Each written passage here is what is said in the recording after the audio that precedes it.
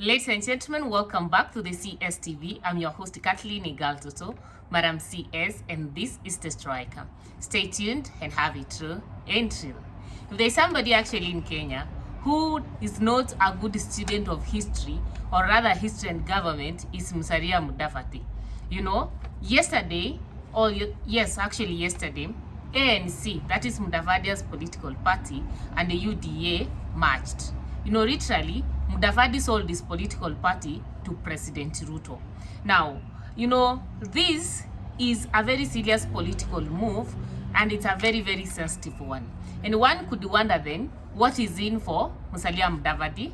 Why is Ruto actually working so hard to bring the political parties of the principles in Kenya Kwanza, into UDA? And what actually does this mean as far as the 2027 political campaigns and presidential elections are concerned? One thing I know that for President Ruto, he just thinks that this is a very serious political card.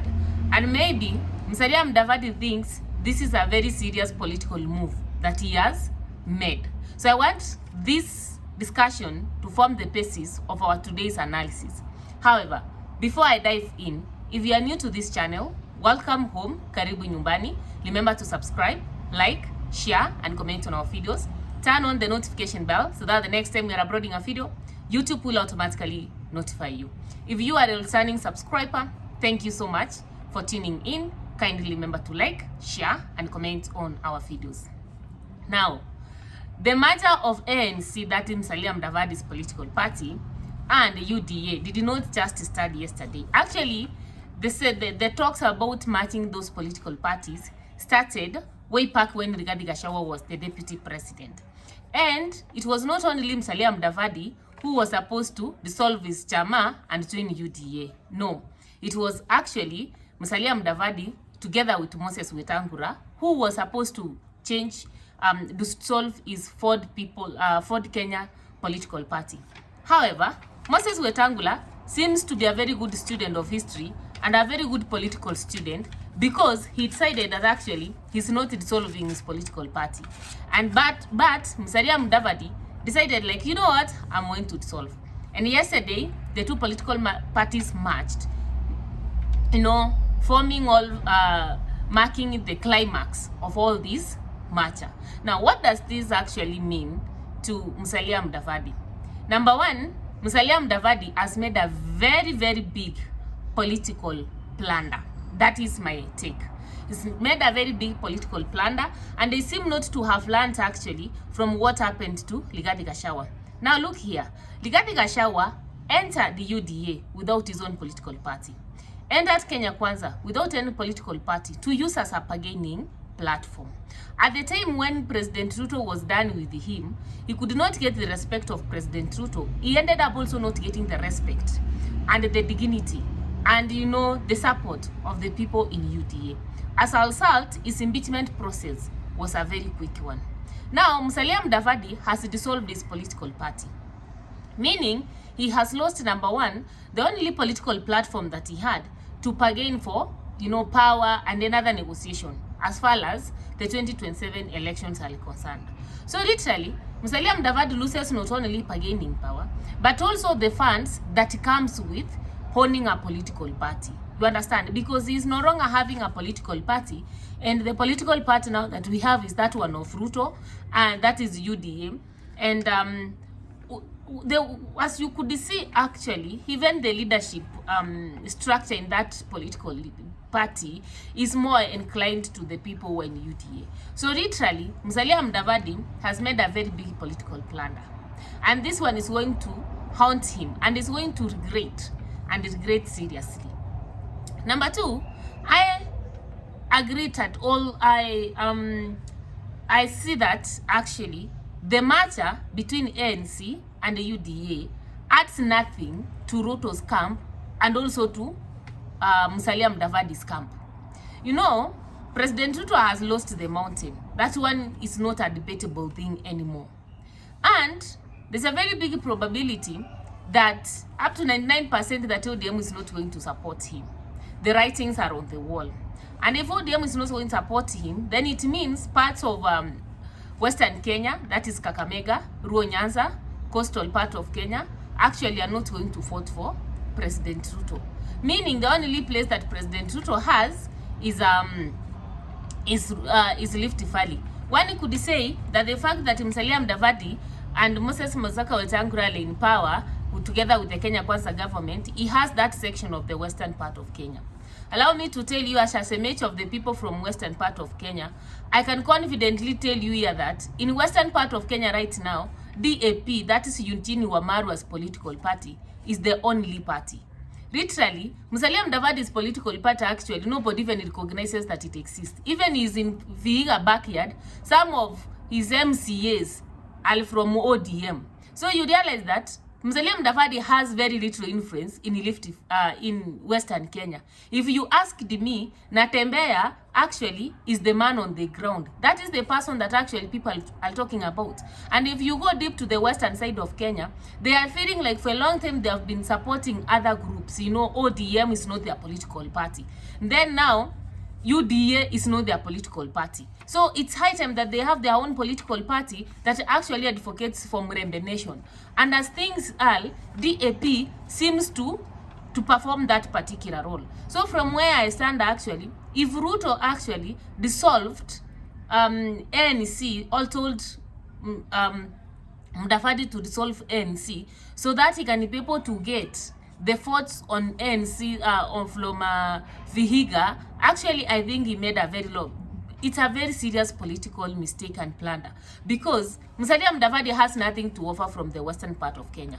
One could say that Western gave Ruto 6,000 votes in 2022.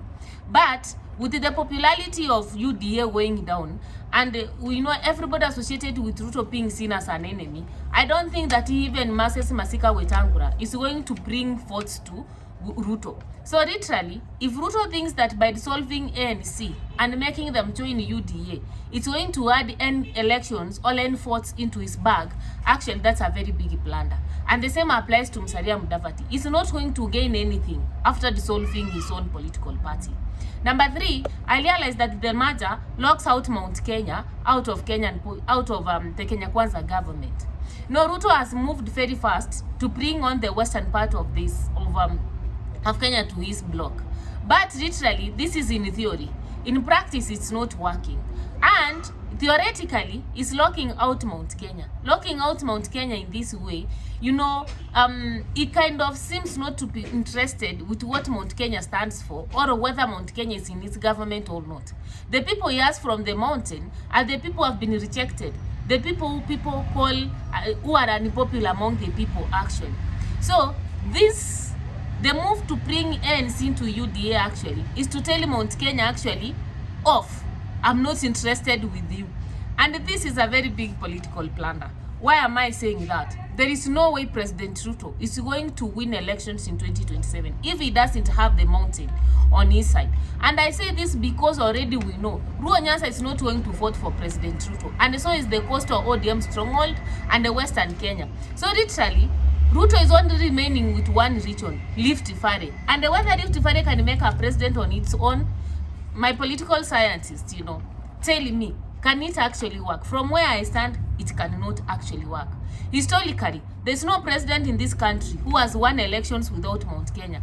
Come to think of it, is Ruto going to be the first one? I don't think so. Politics is a game of numbers, and these numbers actually have to be played well. Number 4, maybe Ruto is thinking about having Musalia Mudavadi as his succession plan. But that's again a very big political blunder. Why am I saying that? Musalia Mudavadi is a man who is less popular in this particular country. If you asked me, the likes of Natembeya are even more famous. Actually, Baba wa Roma, that is Moses Masika Wetangula, is even more famous than Musalia Mudavadi.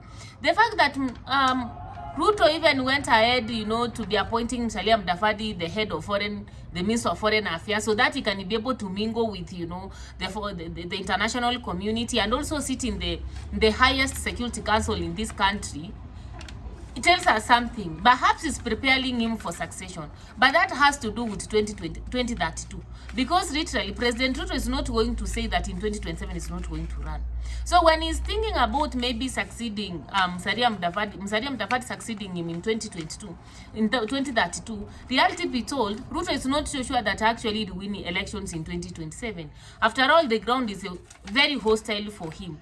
And come to think of it, yeah, now that they have actually dissolved the ANC, and Ruto knows when he resigns, he has to also step down as the party leader of the political party, then maybe thinks that actually Musalia Mudavadi is going to be the, when Ruto comes out of power, not resigning actually. He thinks that actually Musalia Mudavadi is the one who is going to lead that political party. So literally, Ruto is thinking about himself. Whether Musalia Mudavadi is going to be the presidential flag bearer or not, it's not going to, it doesn't matter for him so long as his political party keeps on thriving. But from where I stand, honestly, I just feel like that is a very big political blunder the two have met as far as 2027 elections is concerned. And finally, I just feel the fact that Musalia Mudavadi agreed to match his political party together with ANC for the Kenya's Moses Masika Wetangula is likely to be sidelined or even seen like an enemy. You understand, he was told to bring his political party on board and even he refused. Perhaps that explains why he was not part of the matter yesterday and he was not part of the ceremony. But from where I stand, there's a very big probability also that come 2027, Musalia Mudavadi, Moses Masika Wetangula is not going to be with President Ruto. The fact that he has decided not to dissolve his political party is not only that because he wants to have a bargaining power, but because he also knows Ruto is a person who can easily throw you under the bus anytime. So he's keeping his house safe so that when it starts raining, he goes back to his house. And when he thinks like he can move with this property safely and negotiate for his political involvement somewhere else. Perhaps come 2027, Moses Masika Wetangula is likely to join the likes of Natembea, the likes of Rigathi Gachagua, the likes of Kalonzo Musyoka, the likes of Freddy Matiang'i. Who knows? Those are my opinions. So let me get yours in the comment section below. Kindly remember to like, share, and comment on our videos. And yeah, see you next time. Bye bye.